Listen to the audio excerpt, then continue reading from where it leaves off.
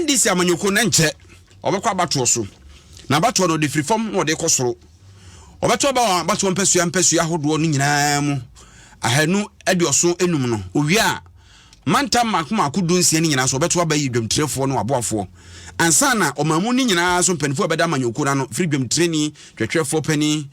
domfrefo wabedi akire no ne ho keka ho kasamafo na unim se Johnson Asiedu nketia a twetwefo pani dem amanyoko no waso asom se twetwefo pani abre se de adwuma kra no kosua ankwa no ho se wokọ akwa dwemtreni edibre no na manfo se ebasa na ne eche manfoto wode fa hen Samuel Ofosu Ampofo afra se abato so manfo susu so yade empempenso NDC amanyoko no beduru yenti afei de ka wo hono adwuma ni ye kra obeto aso ne bia amanyoko na timi edi nkunim nti general mosquito a wono no ayireti so obekọ akopre dwemtreni adwa de ene atenga beyira tenga atene yetene be wantimi antia ibeja ho na megani amagahia so a yehu amagahoho na nkomodie mu no ena pani bia wabene wamanyosemu Dr. Samuel Edujemfi wo kirem se hwe wotakwadwu a no yini mirika ye kairu Johnson Asiedu nketia o menya manyosem a yaye be mfinhie dunsuni no wadimu akotene papa eche ankura bia ena wo ka NDC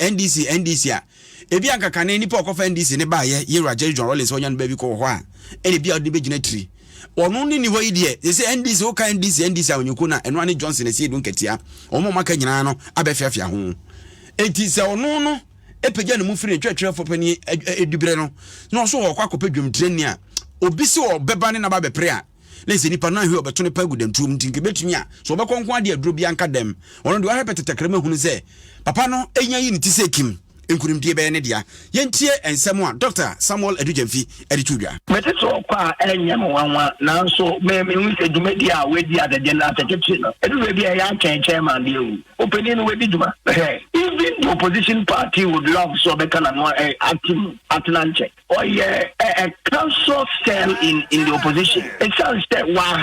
the opposition party in kanka MPP just a kwambia should the question is idea be na aka many ni chairmanship no would change the character and the temperament. It is a kwambia so no me do be into aso no yehu dada from the general secretary level many ni say anything would change say be our chairman or that is General Mosquito would remain General Mosquito from where I sit many ni say position here what MP NDC money able to me as a say General Mosquito as a person as a temperament as a philosophy because we are embodiment of many things within the NDC as a party and within the national politics whether we like it or not. Man, so na adwuzu obeko bio na General Mosquito caso wo kwa o repetita kremo ya say busy. No candidate would want to contest General Mosquito. It will not be a nice day crowd. Say ko ba say bia bro ipuma kwa mu na se bom say gan ugiri say why ne bedu nkunim. Oh, General be wini we dey say we dey we repetita kremo be wini. Enye eye elder Samuel Ofosu Ampofo de kra nanso say de nipa bi wo no mo madwen so enipa beye duameni nyina nso cheto me hwa Yera Asiedu nketia wasom party na twetwefo panito so onye biem die na obefa be fofora ankenye dwem training nsanse nkeja Samuel Ofosu Ampofo so aboro homoden kakra o se fata se nko beto aso se dwem training enso kwa santima ntemu a kane dwem training abedi akire de ma NDC amanyoko na Alhaji Sani Mohammed eche se onde ohunfum so bia eye omo a eye si ahene no ne be kire so ohun yese banche nya ja na kire nti ekokoba so omo gitum se Johnson Asiedu nketia mrama meye dwemtreni mamanyoko na ono se ne hwan na so obi se ne hwan se obesi ho kwan sa issue to me enye issue but the binumo amana be welcome one to asem ana ma oman ekoso ye party no democratic party Asiedu nketia fi se eso ko nanim owura Ampofo obedi akonwen no obi na ti so no obi tu no se ne General Mosquito sore no se opeso ko nanim a ye party no ye hwehwe ye ene kire sa ye branches kura no ngofo bebre contesting nkofo no nkyerɛ sɛ obi be contest obi a ɛyade bi a ehu party ne mmra semfie na nso a ɛsɛ yɛto aba ɛno so ɔno ɔpɛ so ɔkɔkyerɛ ma obi antimi nsi ne kwan wɔso ɔkɔ obi so pɛ na konwa no ɛti to me deɛ so ɔka so obegyina fine ɔmo a yɛkɔto aba no ɛna gyina wɔ ɔmo so ɔbɛyɛ agye ata ne de ase aba ne yɛkɔ akɔto yes wo yeku wonyenka nani ase me de minim ni say abato no eba so wo so obegyina chairmanship fine democracy na ye ka no enu ani eti Alhaji Sani enso ene na ote no yada ho agina NDC amanyokuo num na NDC amanyokuo ni sama waka kira bato adwuma electoral commission nyina no ene se wo hwa amanyokuo ahodoa na wo mamu nyina ba se wo ye nhyiamu a woni electoral commission ye nhyiamu o bibi of friend se interparty advisory committee na wonum hia no ototo adwene a anamo ahodoa ni gyina ahodoa bi honmo a wosi sese wo hwe nim se abato adwuma edbe ye adwuma ma akoyie ama obi biara nanso na nsentem bibi aba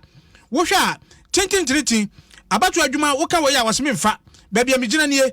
sese baabi a sese won gina papa ne se Ghana card eno wo se aba eye afimpienu ne aduonu nan abato no eno no de be ye adwuma na NDC da bi wo ye ne sa nya de ababu afi se Ghana ha ye tie enya dia obi biara atwere ni din enya ne Ghana card won so a watwere no da bia wakoto santene edi aprapres a momfa ye card mayen momfa ye card mayen enya dia won saka na no ena NDC amanyoko ntwentwere ni owura Samuel Ofosu Ampofo ababe piemu e wa Sempa FM dwumadi e kwaso awia bia kosi senso ena wo kyere mu ese da bi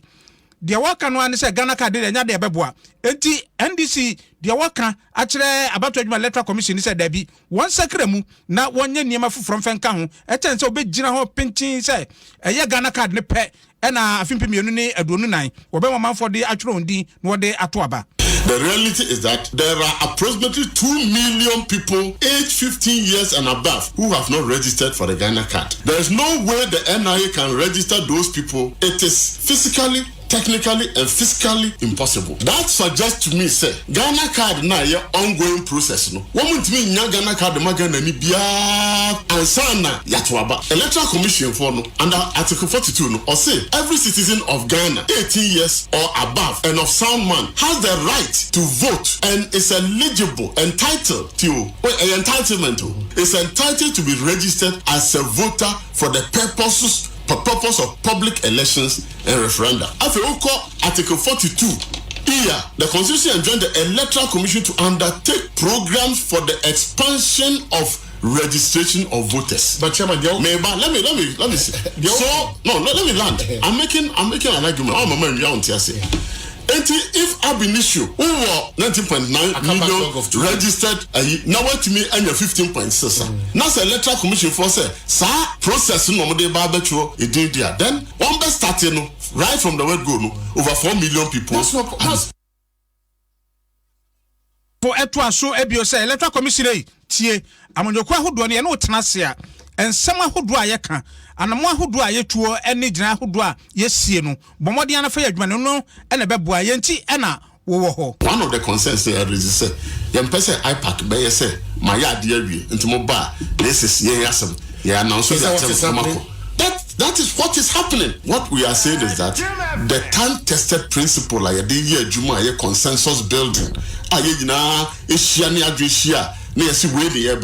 they have departed from it and they come and announce to us, for instance, electoral reforms. All electoral reforms proposals generated from political parties. Then we bring the proposals, then a committee is put in place. Then we get a vehicle for facilitating that a friend said conversation, and I can say, sir, one of the major reforms that took place under